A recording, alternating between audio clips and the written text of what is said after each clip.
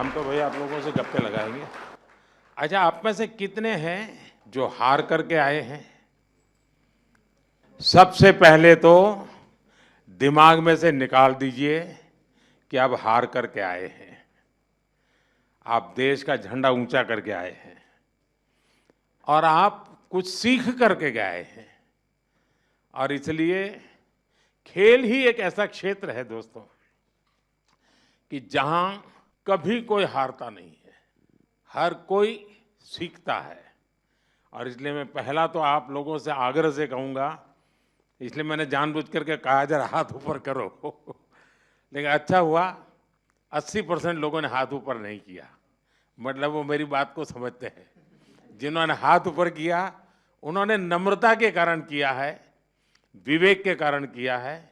लेकिन मैं उनसे भी आग्रह करूंगा कि हमें ये सोचना नहीं है कि हम पीछे रह गए हैं, हम बहुत कुछ सीख करके आए हैं। तो मेरी बात आपको मंजूर है? ऐसे नहीं, जोर से बताइए, खिलाड़ी है आप तो। अच्छा, मैं तो कुछ जानना चाहता हूं भैया।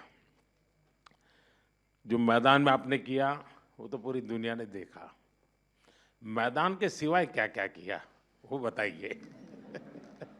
दुनिया के कई प्लेयरों से दोस्ती हुई होगी, बहुत कुछ जाना होगा, आपको लगा होगा यार हमारे यहाँ भी ऐसा होता तो अच्छा होता, ऐसा कुछ हुआ होगा ना?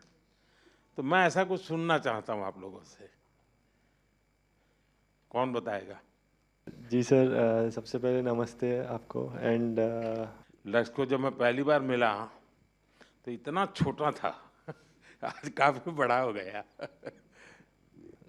जैसा कि टूर्नामेंट मेरा रहा, काफ़ी लंबे मैचेस रहे वहाँ पे शुरुआत के दिन से। तो मेरा ज़्यादा करके मेरा फोकस मैचेस पे रहता था। बट ये जब भी हमें फ्री टाइम मिलता था हम लोग सबके साथ डिनर करने जाते थे, और काफ़ी सारे एथलीट्स वहाँ पे मिले जिनको देख के आई थिंक काफ़ी कुछ सीखा, और हमने उनके साथ एक डाइनिंग रूम शेयर किया। आई थिंक वो एक बड़ी बात थी। एंड आई थिंक और जो वो वहाँ का माहौल था, आई थिंक ये मेरा सबसे पहला ओलंपिक्स था, और जो मैं एक्सपीरियंस किया वहाँ पे वो काफ़ी अच्छा था। जैसे कि इतने बड़े स्टेडियम में खेलना, इतना क्राउड आपको देख रहा है, तो फर्स्ट 2-3 मैचेस में थोड़ा नर्वस भी था।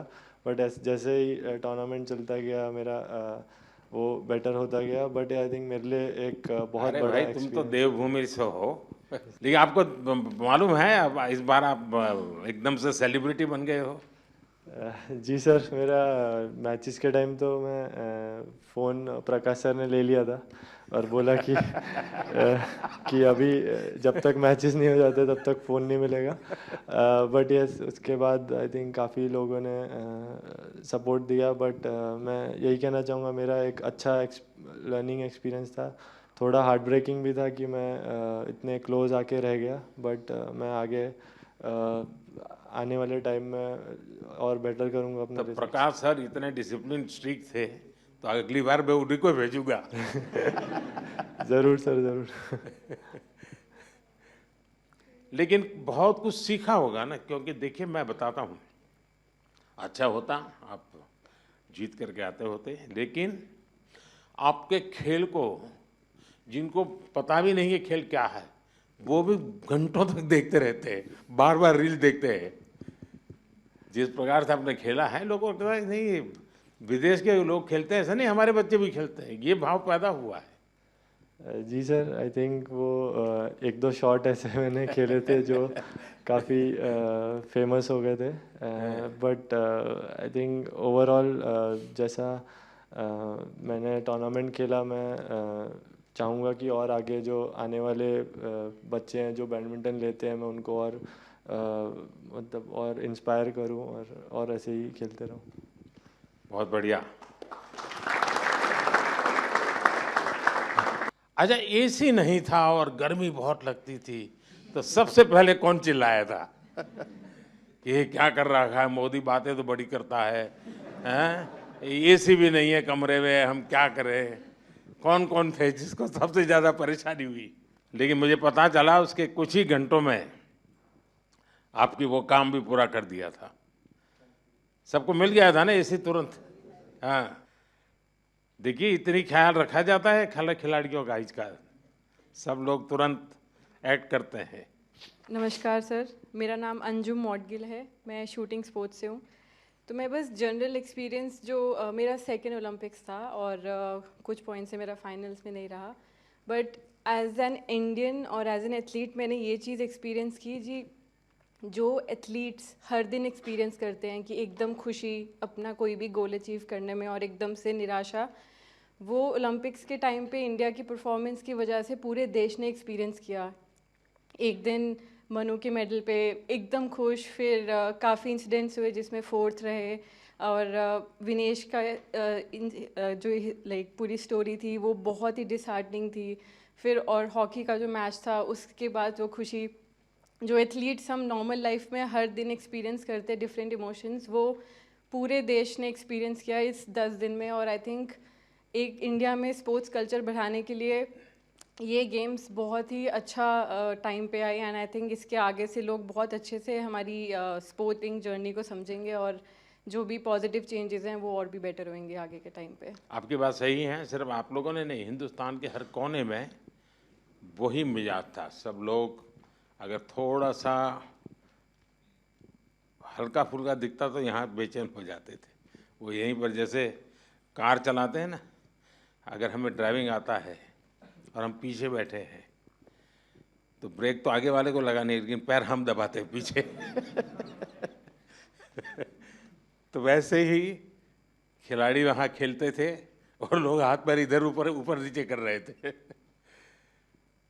श्रीजेश, आपने ये रिटायर्ड होने का निर्णय पहले ही कर लिया था मन में कि क्या था? सर नमस्ते सर।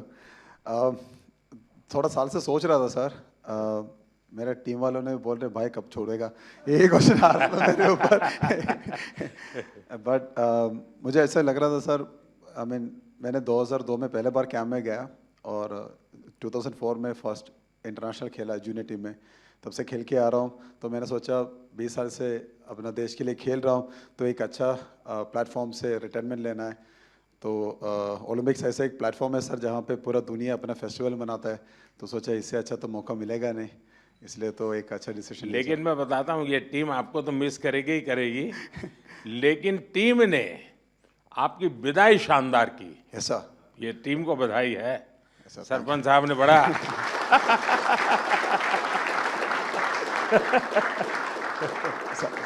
सच में सर, ऐसे एक हम सपना ही देख सकता है सर, क्योंकि हमारे लिए थोड़ा हार्ड था जब हम लोग सेमीफाइनल हार गए थे, क्योंकि ये टीम इस बार जब पेरिस के लिए गया था हमारा उम्मीद इतना था कि हम लोग फाइनल खेलेगा या गोल्ड के लिए हम लोग लायक है। बट जब सेमीफाइनल हार गया एकदम से थोड़ा दर्द लगा सबको। बट आखिर जब लास्ट मैच के लिए हम लोग उतरा था तब सब लोगों ने ये बोला कि यार ये मैच श्रीबाई के लिए जीतना है। तो मेरे लिए तो सबसे गर्व की बात यही है सर, क्योंकि इतना साल का जो मेहनत अपना देश के लिए किया है, ये भाई लोगों ने मेरे लिए साथ दिया, मेरे साथ दिया, और हम लोगों ने, मैंने स्पेशली वो पोडियम से अपना टीम को थैंक यू बोला और गुड बाय बोला सर। अच्छा मुझे बताइए भाई, जब ये आपको ब्रिटेन के सामने 10 लोगों के भरोसे लड़ना था, तब क्या इन्हें शुरू में ही डिमोरलाइज हो गए? सरपंच साहब जरा बताइए। कुछ तो हुआ हो, क्योंकि ये बड़ा कठिन था। नमस्कार सर। जी बिल्कुल सर, काफ़ी कठिन था क्योंकि पहले ही क्वार्टर में गार्ड हो गया था हमारे प्लेयर को। एंड बट आई थिंक जो कोचिंग स्टाफ है हमारे, उन्होंने काफ़ी हेल्प की है हमारी, और हम विजुअलाइज करते थे कि हर सिचुएशन को, क्योंकि ओलंपिक में कुछ भी हो सकता है सर सरप्राइजली। तो हमारा माइंडसेट था कि अगर हम ऐसी कोई सिचुएशन आती भी है, जो हमारे प्लान्स हैं हम उस पर स्टिक रहेंगे। और सारी टीम का जोश और बढ़ गया सर, क्योंकि जीबी के साथ हमारा थोड़ा रहता है कि थोड़ा फाइट भी होती रहती है। तो वो मेंटालिटी थी कि इनसे 150 साल से चली आ रही है। हाँ सर, वही सर, हम परंपरा निभा रहे थे। तो बिल्कुल ये सर, और था कि मन में कि नहीं हम ये मैच जीतेंगे आज। तो बहुत अच्छा रहा कि 1-1 ड्रा रहा सर, उसके बाद शूट आउट पे हम जीते हैं। तो एक वो, क्योंकि ये ऐसा कभी सारी हिस्ट्री में नहीं हुआ है सर ओलंपिक में। एंड एक और खुशी की बात थी कि हमने जो ऑस्ट्रेलिया को हराया सर, वो भी हमारे लिए बहुत बड़ी बात थी कि 52 ईयर्स के बाद हमने बड़े प्लेटफॉर्म में ऑस्ट्रेलिया को हराया। वैसे भी आपने सारे रिकॉर्ड तोड़े हैं 52 साल के, जी जी सर। 2 बार ओलंपिक में बार लगातार, ये भी बहुत बड़ा काम है। जी सर जी। आप तो भाई यंगेस्ट से नमस्ते सर जी। हैं, सब कहते होंगे तो थे जी। कि ये मत करो वो मत करो, आप थोड़े डर जाते होंगे। इस कम उम्र में जी बहुत बुरा समय देखा जी मैंने। तो मेरे मम्मी पापा 10 साल के छोड़ के चले गए थे, देश को सौंप गए थे। फिर बस यही सपना था कि उनका ओलंपिक में मेडल लाए, और मेरा भी यही सपना भाई ओलंपिक में मेडल देना देश को। तो बस यही सोच के प्रैक्टिस करते रहे, और टॉप्स और साई और रेसलिंग फेडरेशन WFI का भी बहुत योगदान रहा जी इस मेडल में। अभी मूड क्या है? अब बहुत अच्छा है, अच्छा लग रहा है। कोई पसंद की चीज घर आके खाई कि नहीं खाई? अभी तो घर गए ही नहीं जी। घर अभी गए तो- नहीं? हाँ जी। तो हमें बोलते तो हम बर्फा देते कुछ भाई। घर जाके चूर में खाएंगे जी। अच्छा। अच्छा, जैसे हमारे सरपंच साहब का निकनेम है, ऐसे आप में से और कौन है जिसके ऐसे ही निकनेम है? प्रणाम सर, मैं श्रेयसी सिंह हूँ और वर्तमान में बिहार से विधायक भी हूँ। तो सब टीम के सब लोग विधायक दीदी करके विधायक बुलाते कहते हैं। जी सर। तो सरपंच भी है, विधायक भी है। अच्छा, आप में से मैंने देखा है कि इन दिनों काफी समय मोबाइल पर चिपके रहते हैं, ऐसा है क्या? सही है मेरी जानकारी? रील्स देखते हैं और रील बनाते हैं। हाँ, रील बना रहे हैं ना? कितने लोग हैं जो रील्स बना रहे हैं? सर एक्चुअली मैं एक मैसेज देना चाहूँगा, क्योंकि सारी टीम ने हमने डिसाइड किया था कि थ्रू आउट द ओलंपिक हम मोबाइल फ़ोन यूज़ नहीं करेंगे। वाह, और शाबाश, ये सोशल बहुत मीडिया बढ़िया यूज़ नहीं काम करेंगे। किया। तो बिल्कुल सर, क्योंकि सर अगर कोई अच्छे कमेंट आ रहे हैं चाहे बुरे कमेंट आ रहे हैं, दोनों इफेक्ट करते हैं। तो हमारा माइंड सेट था कि हम एज ए टीम हमने डिसाइड किया कि हम बिल्कुल सोशल मीडिया यूज़ नहीं करेंगे। ये तो अच्छा बहुत किया अच्छी आप बात लोगों है। ने। जी सर। और मैं चाहूँगा कि देश के नौजवानों को भी आप ये बताएं जी बिल्कुल सर। कि उससे जितना दूर रहे अच्छा ही है, वरना ज़्यादा लोग उसी में उनका समय जाता है, उसी में फंसे रहते हैं।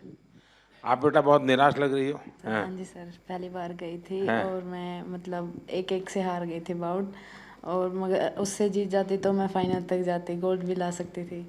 पर वो मेरा बैड लक था, दिन अच्छा नहीं था, तो सर मैं लूज़ हो गई कोई, इससे। अभी तो उम्र बहुत छोटी है बेटा, बहुत करना है। हाँ जी सर। और हरियाणा की मिट्टी ऐसी है, करके दिखाओगी। हाँ जी सर। प्रधानमंत्री जी नमस्कार। मुझे लगता है कि इस बार हमारी पूरी कंटिंजेंट में जो इंजरीज हुई थी वो काफ़ी कम थी, 1 या 2 सीरियस इंजरी थी। पर नहीं तो यूजुअली क्या होता है कि सब गेम्स में से 3-4 मेजर इंजरी होती है जिनकी ऑपरेशन करनी पड़ती है। पर इस बार फॉर्चुनेटली सिर्फ 1 था, तो वो अच्छी बात थी। एक सीखने का था कि जब भी ओलंपिक के जो विलेज में जो पॉलीक्लिनिक रहता है उसमें थोड़ी फैसिलिटीज़ रहती है, पर इस बार हमने सब जो फैसिलिटीज़ थी वो हमारे विलेज में ही, हमारे बिल्डिंग में ही रखी थी। और इसलिए काफ़ी एथलीट जो थे वो उनका जो कुछ भी रिकवरी करना था, इंजरी मैनेजमेंट करना था, प्रेपरेशन भी जो करना था, वो बहुत ही आसानी से कर सके। आई थिंक बहुत सारे एथलीट को वो वो प्रेफरेबल था, और आई थिंक उससे एटलीस्ट वो कॉन्फिडेंस था कि हमारे पास सब कुछ है। आई थिंक इससे भी फ्यूचर में भी ऐसे ही हम करते गए तो हम सपोर्ट दे सकेंगे हमारे एथलीट को। देखिए साहब, डॉक्टर ने मुझे बहुत महत्वपूर्ण बात बताई कि इस बार हमारी टीम में पहले की तुलना में मिनिमम इंजरीज थी। इंजरी कम हुई है, इसका मतलब है कि खेल की हर चीज में आपकी एक्सपर्टाइज आ गई है। इंजरी होने का कारण वही होता है कि हमें खेल के संबंध में कुछ हमारा अज्ञान होता है जो हमें खुद को कभी कभी डैमेज कर देता है। ये सिद्ध हो रहा है कि आप लोगों ने खुद अपने आप को तैयार किया है, और छोटे मोटे जर्क आए भी, कठिनाई आई तो भी आपके बॉडी को आपने ऐसा बनाया है कि आप मेजर इंजरी से बच गए हैं। तो मैं पक्का मानता हूँ आप लोगों ने काफ़ी ट्रेन किया होगा अपनी बॉडी को, काफ़ी मेहनत की होगी, तब जाके ये हुआ होगा। तो इसके लिए तो आप सब बधाई के पात्र हैं। साथियों, मेरे साथ हमारे मनसुख मांडविया जी हैं, खेल राज्य मंत्री बहन रक्षा खड़से जी है, हमारी खेल जगत में जिन्होंने देश का नाम रोशन किया PT उषा जी हैं। पेरिस से आप सब वापस आए हैं। आप सबका और आप सबके साथियों का भी मेरे यहाँ हृदय से बहुत बहुत स्वागत है। मैंने जिस उमंग से आपको पेरिस के लिए विदाई दी थी, उतने ही उमंग से मैं आज आपका फिर से स्वागत कर रहा हूं। और इसका कारण ये नहीं है कि कोई मेडल का टैली कितना हुआ।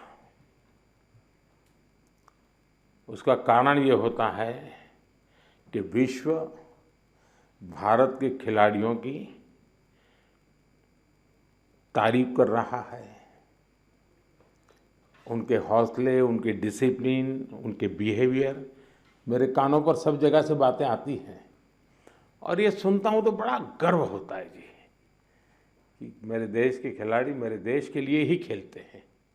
मेरे देश के नाम को रत्ती भर भी खरोच आ जाए, ये मेरा देश का एक भी खिलाड़ी नहीं चाहता है और यही हमारी सबसे बड़ी पूंजी है। और उसके लिए ये पूरी टीम बहुत बहुत बधाई के पात्र है। साथियों, आप सबने पूरी दुनिया में भारत के तिरंगे की स्थान बढ़ा करके देश वापस लौटना और मेरे निवास पर आपका स्वागत करने का मुझे अवसर मिलना, मैं इसे मेरा अपना गौरव मानता हूं। और पेरिस जाने से पहले जो जाते हैं उनको भी पता होता है कि हमें अपना बेस्ट देना है और मैंने हमेशा यही कहा है सबको कि आपको अपना बेस्ट देना है और आपने दिया है। दूसरी बात है, हमारे खिलाड़ी उम्र में बहुत छोटे हैं और अभी से ये अनुभव मिला है तो आगे हमारे पास एक लंबी समय है अधिक अचीव करने का और वो आप जरूर करेंगे। इस अनुभव का लाभ देश को मिलेगा। साथियों, पेरिस ओलंपिक्स भारत के लिए कई मायनों में ऐतिहासिक रहा है। इस ओलंपिक्स में देश के लिए जो रिकॉर्ड्स बने वो देश के कोटि कोटि नौजवानों को प्रेरणा देंगे। आप देखिए, ओलंपिक्स के करीब 125 साल के इतिहास में ये मनु हमारी पहली बेटी ऐसी है जिसने भारतीय खिलाड़ी के रूप में इंडिविजुअल इवेंट में 2 मेडल जीते हैं।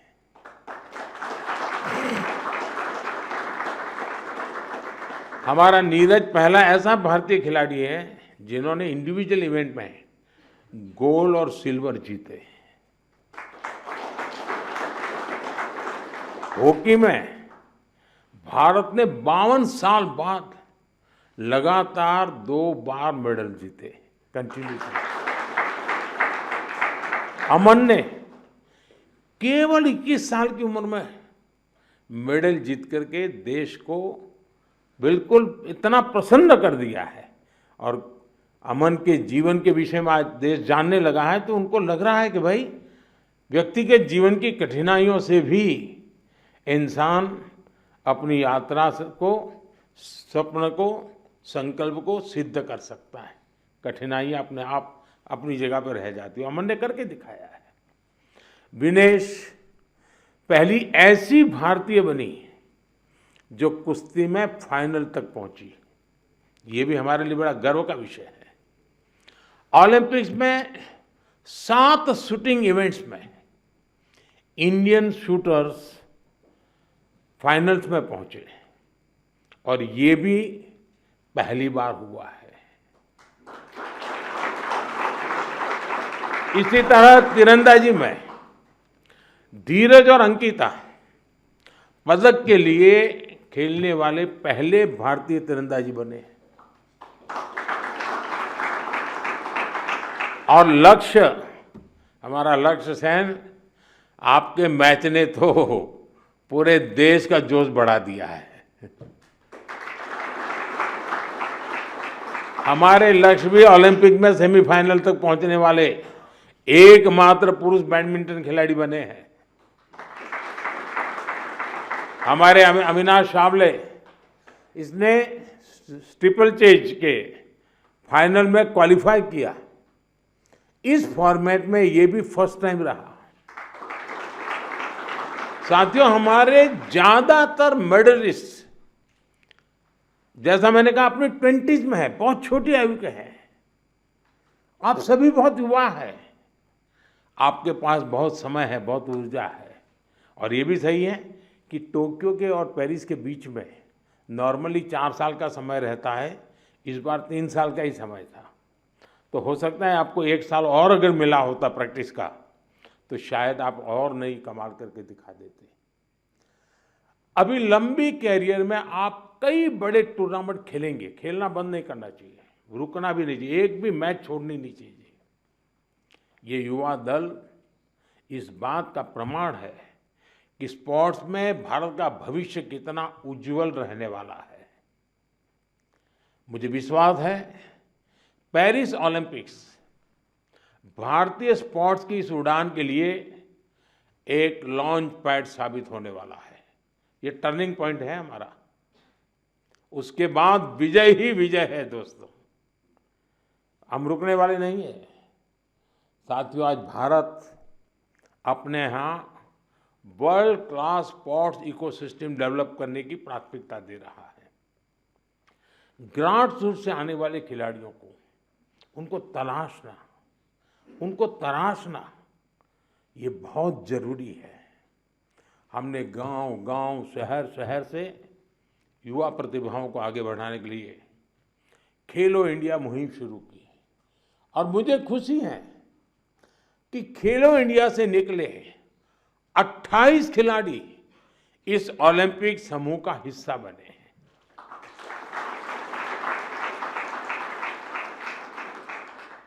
अमन है, अनंतजीत है, धीरज है, सर्वजोत है, इन सब ने खेलो इंडिया एथलीट के रूप में अपनी जर्नी शुरू की थी।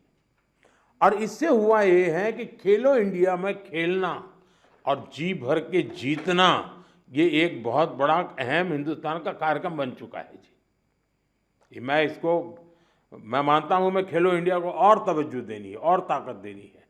उसी में से हमें अच्छे नए होनहार खिलाड़ी मिलने वाले हैं। आपकी तरह ही खेलो इंडिया एथलीट्स की एक बड़ी फौज देश के लिए तैयार हो रही है। हमारे खिलाड़ियों को सुविधाओं और संसाधनों की कमी न पड़े, ट्रेनिंग में दिक्कत ना आए, इसके लिए बजट भी लगातार बढ़ाया जा रहा है। सबको पता है कि किसी भी खिलाड़ी के लिए ज्यादा से ज्यादा कंपटीशन में हिस्सा लेना कितना आवश्यक है। मुझे संतोष है कि ओलंपिक्स के पहले आपको अनेकों इंटरनेशनल कंपटीशन का एक्सपोजर मिला है। इतने सारे कोच और एक्सपर्ट्स, डाइट, उपकरण और कोचिंग, सब पर इतनी बारीकी से ध्यान, वर्ल्ड क्लास फैसिलिटीज देने का प्रयास, इस तरह की सुविधाओं के बारे में हमारे यहाँ पहले सोचा नहीं जाता था। खिलाड़ी अपने नसीब पर मेहनत करता था, देश के लिए कुछ करके आता था। लेकिन अब एक पूरी इकोसिस्टम बनी है। ये केवल स्पोर्ट्स में देश की नीतियों का बदलाव है, इतना ही नहीं है, ये उस भरोसे का प्रतीक भी है जो देश अब अपनी युवा पीढ़ी पर बहुत ज्यादा भरोसा करता है, उसकी अभिव्यक्ति है। साथियों, आप सब देश के युवाओं के लिए बहुत बड़ी प्रेरणा है। मैं मानता हूं आप में से हर किसी के बारे में देश को, देश के युवाओं को ज्यादा से ज्यादा जानना चाहिए। यहां भी मेरी इच्छा है कि मैं हर किसी का नाम लेकर उसकी चर्चा करूं, विशेषकर हमारी बेटियां। पिछली बार की तरह इस बार भी बेटियों ने ही ओलंपिक में भारत की जीत का श्री गणेश किया है। मनु को जिस तरह पिछली बार तकनीकी कारणों से निराश होना पड़ा था, फिर उन्होंने जो वापसी की, अंकिता ने जिस तरह सीजन का अपना सर्वश्रेष्ठ प्रदर्शन किया, मनिका बत्रा और श्रीजा अकोला ने भी सबका ध्यान खींचा है। इसी तरह बाकी खिलाड़ी भी रहे, खासकर नीरज ने अपनी लगन और अनुशासन में जिस तरह कंसिस्टेंसी दिखाई है, स्वप्निल ने कठिनाइयों को पार कर जिस तरह मेडल जीता है, हॉकी में हमारे सरपंच साहब, उनकी टीम ने दिखा दिया कि भारत की ताकत क्या है। पीआर श्रीजेश ने ये बता दिया कि द बॉल क्यों है। जो मेडल जीता या जो एक पॉइंट या कुछ सेकंड से चूका, उस सब ने एक ही संकल्प दोहराया, ये सिलसिला गोल्ड से पहले नहीं रुकेगा।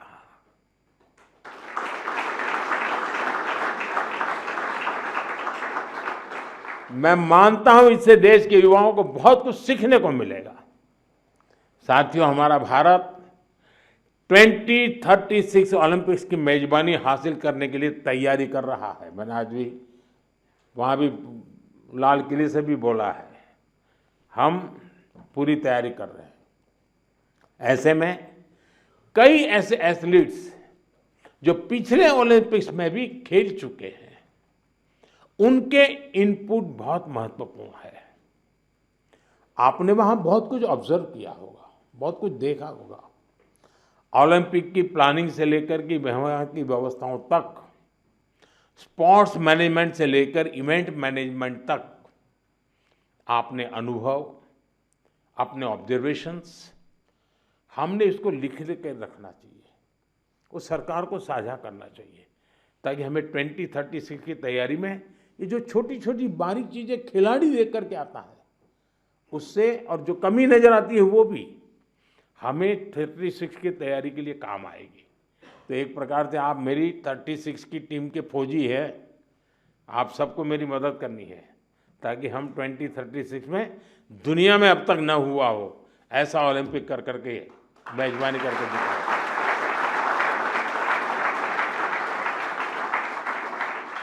मैं चाहूँगा कि खेल मंत्रालय इसके लिए एक ड्राफ्ट बनाए और सभी खिलाड़ियों से उनके डिटेल में फीडबैक लें, उनके सुझाव लें, तो हम जरूर तैयारी अच्छी तरह कर पाएंगे। साथियों, भारतीय स्पोर्ट्स में और कैसे इम्प्रूवमेंट हो सकता है, इससे आइडियाज भी, जो चीज़ खिलाड़ी बता सकता है ना, जो चीज़ कोच बता सकता है, वो हम मैनेजर लोग नहीं बता सकते जी। और इसलिए आप लोगों के इनपुट बहुत ज़रूरी है, आपके आइडियाज़ बहुत ज़रूरी है। आप पर भविष्य के खिलाड़ियों को मोटिवेट करने, उन्हें आगे बढ़ाने का भी दायित्व है।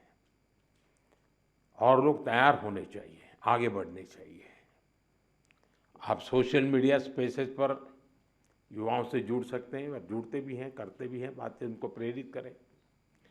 खेल मंत्रालय और दूसरी संस्थाएं भी इस तरह से इंटरेक्शन सेशन आयोजित करवा सकती हैं अलग अलग ग्रुप के लोगों के साथ।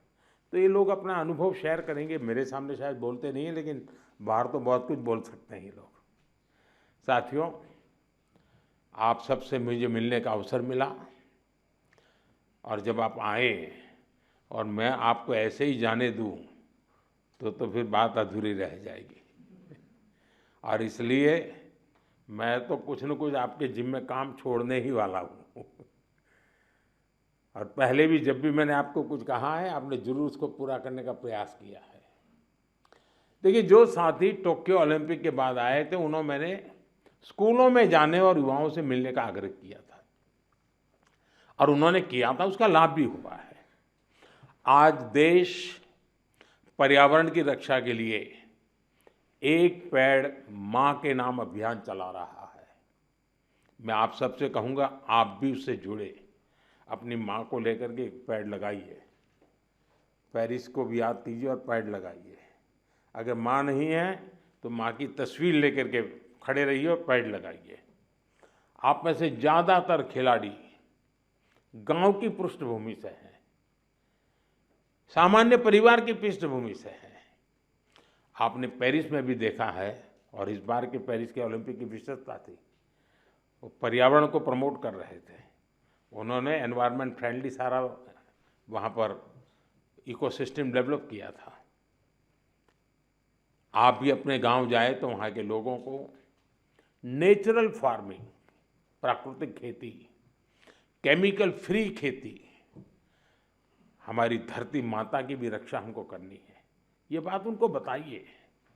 और इन सब के साथ दूसरे नौजवान साथियों को स्पोर्ट्स के जुड़ने के लिए, फिटनेस के लिए उनको प्रेरित करना चाहिए। फिटनेस की तरफ आप ही उनको गाइड कर सकते हैं और मैं मानता हूं कि इससे बहुत बड़ा लाभ होगा। साथियों, मुझे विश्वास है आप सब सदा सर्वदा देश का नाम रोशन करेंगे। विकसित भारत की हमारी यात्रा युवा प्रतिभाओं की सफलता से और ज़्यादा खूबसूरत बनने वाली है। इसी कामना के साथ मेरी फिर से एक बार आप सबको बहुत बहुत शुभकामनाएं हैं। मेरे लिए आप सब अचीवर हैं।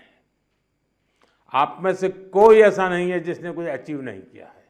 और जब मेरे देश से ऐसे नौजवान कुछ अचीव करके आते हैं ना, तो उसी के भरोसे देश भी अचीव करने की तैयारी कर लेता है।